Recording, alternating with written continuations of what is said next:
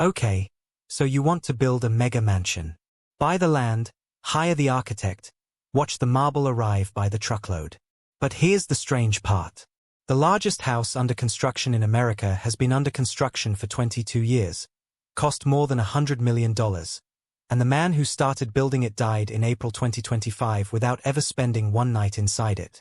By the end of this video, you'll know what a mansion actually costs after the purchase price, the one financial mechanism that turns a house into a wealth tool instead of a hole in the ground, and why the smartest people who could afford a mega mansion often choose not to build one at all.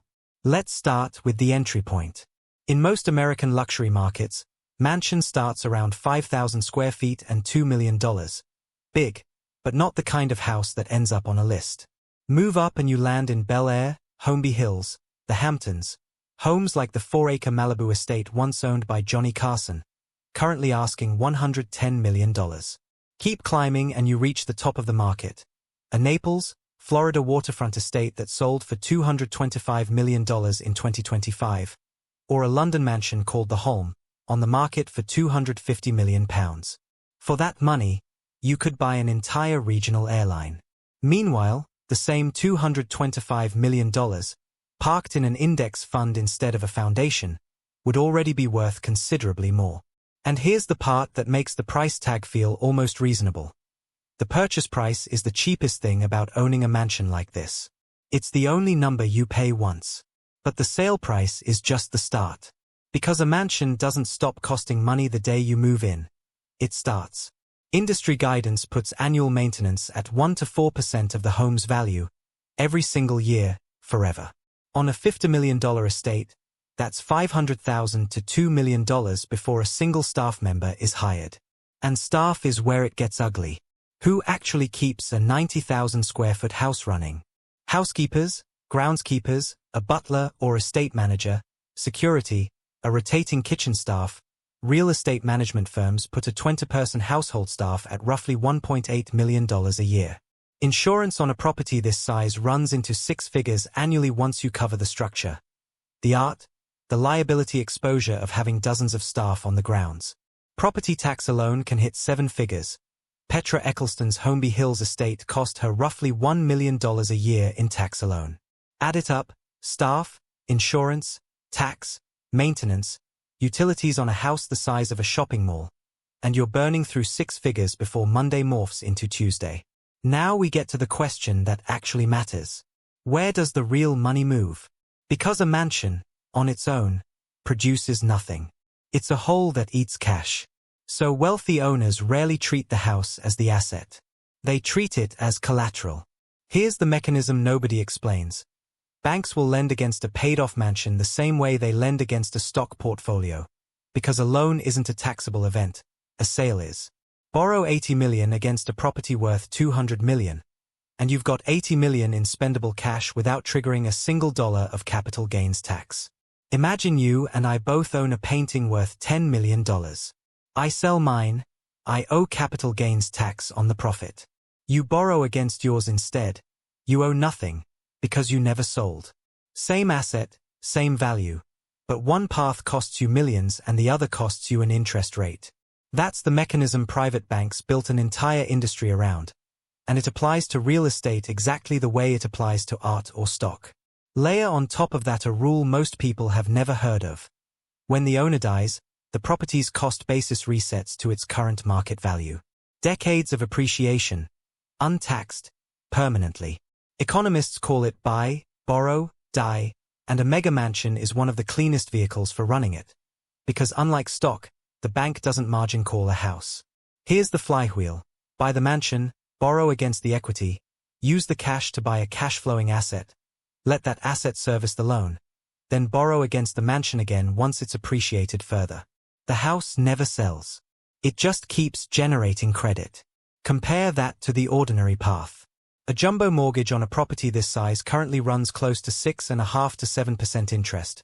Real money, but still cheaper than realizing a capital gain and handing a chunk of it to the government. And far cheaper than the return that same $80 million would have earned sitting in the market instead of frozen inside drywall and marble. That gap, multiplied across tens of millions of dollars, is the entire reason private banks built dedicated wealth management arms just to lend against real estate, art, and stock portfolios for people who never plan to sell anything. The object is rarely the investment. The mechanism wrapped around it is.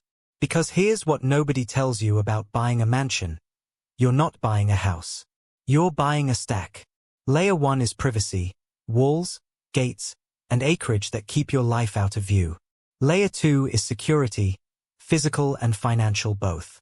Layer 3 is the borrowing power we just walked through. Collateral value most owners never touch until they need it. Layer 4 is legacy. A mansion is one of the few assets built to outlive its buyer and pass down with its tax basis wiped clean. Layer 5, the one nobody admits to, is the room. Not the bedroom count, the ability to host 50 people for a fundraiser, a wedding, a deal-closing dinner, and let the house itself do the persuading. Layer 6 is the credit line we just walked through.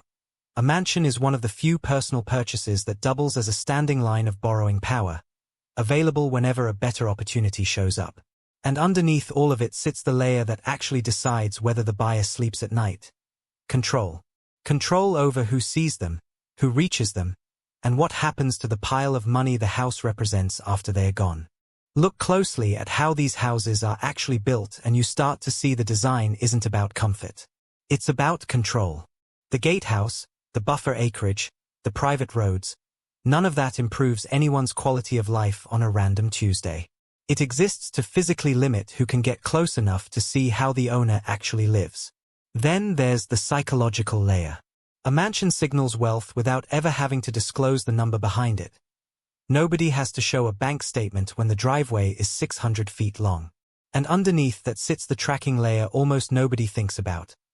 Every mega mansion gets reappraised constantly, by insurers, by lenders, by the county tax assessor, because its value is the collateral base for everything else the owner borrows against.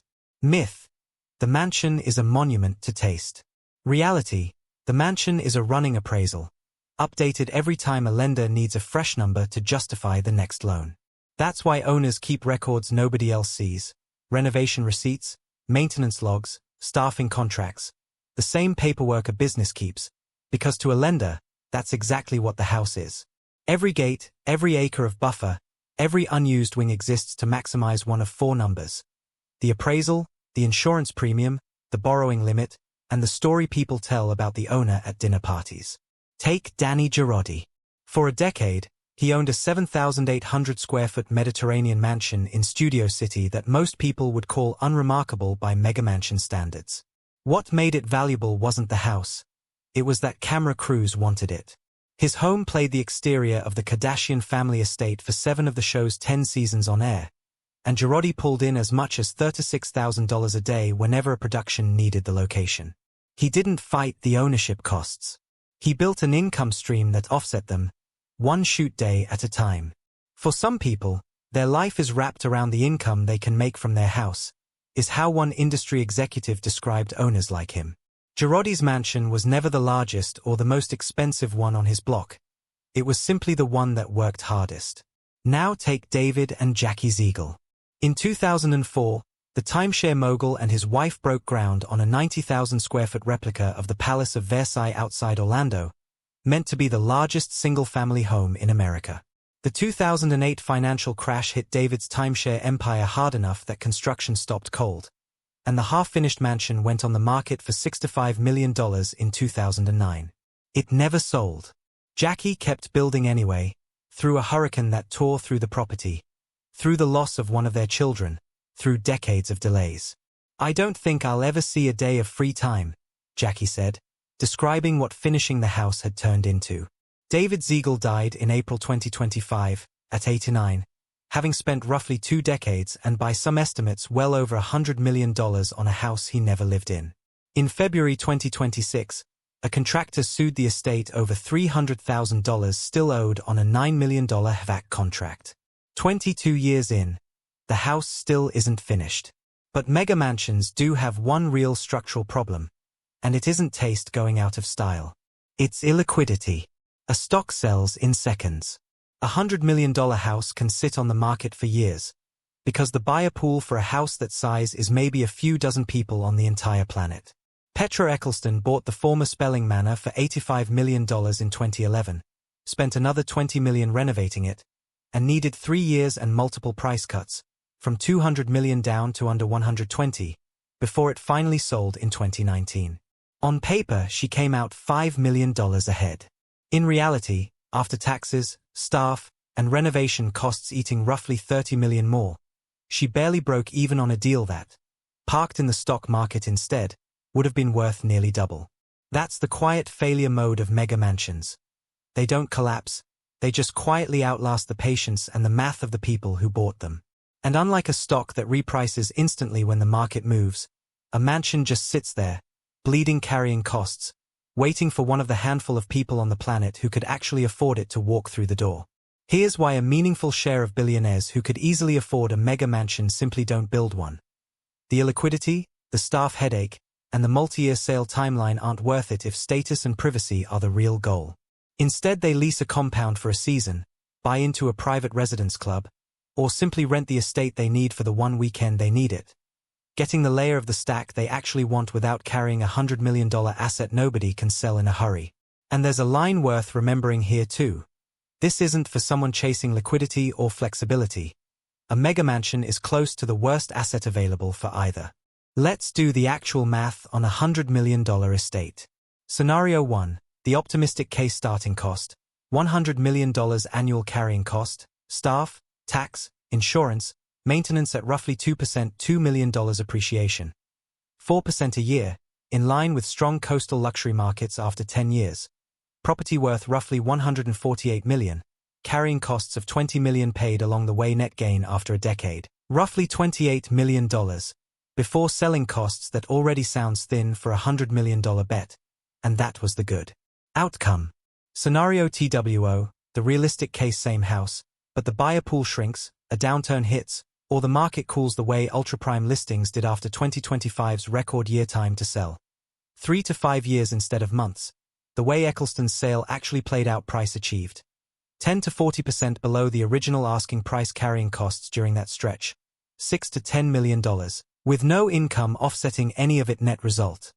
The asset quietly becomes a liability that costs money every single month it sits unsold. And yes, that was still the scenario where the house eventually sold at all.